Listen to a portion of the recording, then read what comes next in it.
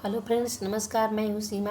Friends, आज मैं अपनी हिंदी स्टडी चैनल में लेके आई हूँ वर्ण, व्यंजन और अक्षर में बहुत से लोगों को भ्रम होता है, इसलिए ये उन लोगों के लिए बहुत अच्छा वीडियो है और इस वीडियो में क्लियर भी हो जाएगा कि वर्ण, व्यंजन और अक्षर किसको किसको कहते हैं और तीनों में अंतर है तो क्या अंतर है।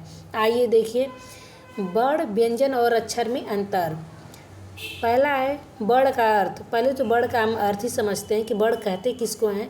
वर्ण का अर्थ बहुत सारे होते हैं, जैसे मैं यहाँ पे लिखी हूँ आकृति, रूप, रंग, जाति, वर्ण व्यवस्था। ये सारे में हम वर्ण का अर्थ इन सब के जैसे देखिए, वो होता है ना वर्ण, एक होता है वर्ण इंग्लिश में जिसको हम रंग कहते हैं, कलर कहते हैं इंग्लिश में, उसको भी हम वर्ण कहते हैं। त्वचा के रंग को भी हम वर्ण ही कहते हैं। और जाति, बहुत से लोग ये बोलते हैं कि किस वर्ण का है, किस जाति का है, ऐसे भी बोलते हैं। वर्ण व्यवस्था जैसे ब्राह्मण, क्षत्रिय, वैश्य, शूद्र, वो वाला भी वर्ण व्यवस्था को भी हम वर्ण के रूप में मतलब कि अर्थ ले लेते हैं। लेकिन हमारे इस वर्ण का जो आशय है वो ये आकृति से लिया गया है। ये है ना, इस वर्ण का अर्थ आकृति, आकार मतलब आकृति मतलब आकार से लिया जाता है। यह वह मूल ध्वनि है जिसका खंड नहीं किया जा सकता।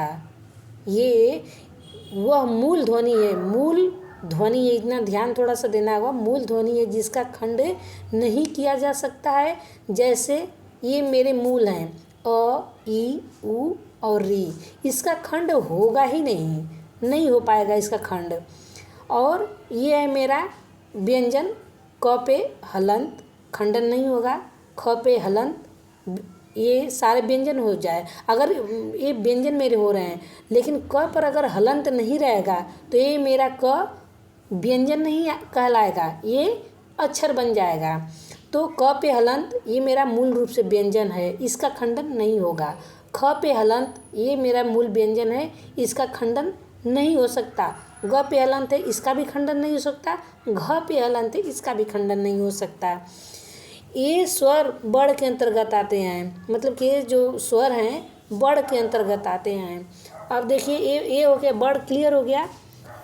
अब देखिए व्यंजन का वास्तविक रूप। यहाँ पे ये वर्ण का ये आप समझे, और व्यंजन का वास्तविक रूप क हलंत, ख हलंत, ग हलंत, घ हलंत। ये मतलब हलंत का मतलब कि वो शब्द आधा बन गया।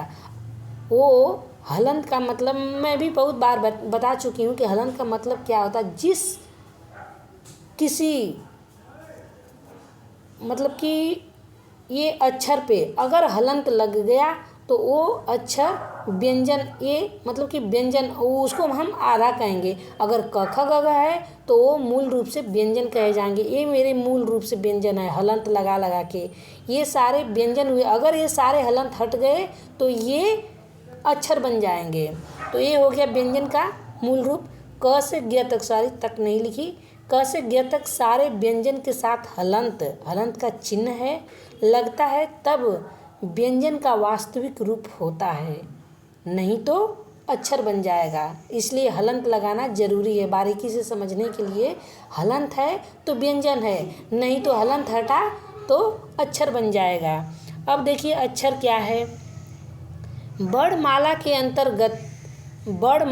अंतर्गत बिना रुके एक श्वास मतलब सांस में, एक ही सांस में, मैं अपनी भाषा में बता रहा हूँ कि एक ही सांस में जो हम उच्चारण में जो ध्वनि निकालते हैं उस ध्वनि की इकाई को हम अक्षर कहते हैं।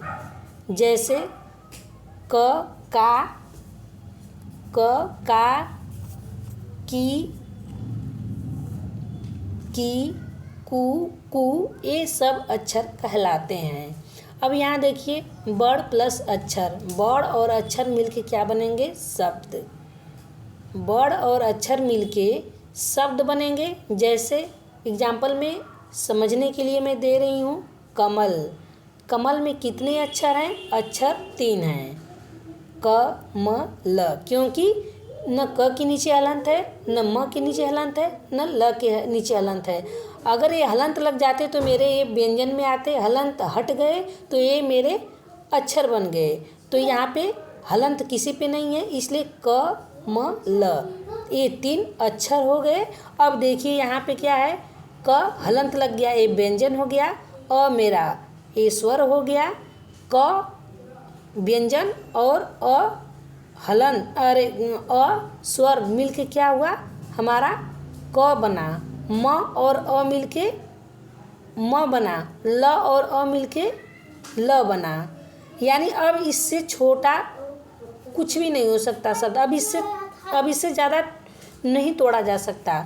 क प्लस अ, क म प्लस अ, म ल प्लस अ, ल, क म ल। देखिए क पे ये व्यंजन पे ये हलंत है, यानी ये मेरा व्यंजन हो गया, ये बड़ में आ जाएगा। म बड़ हो गया, व्यंजन हो गया, और अ बड़ में आ जाएगा।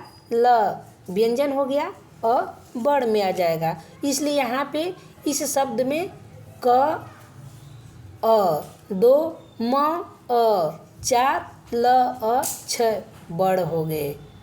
तो फ्रेंड्स, ये मैं व्यंजन बड़ और अक्षर में बारीकी से अंतर जो था वो मैं बता दी।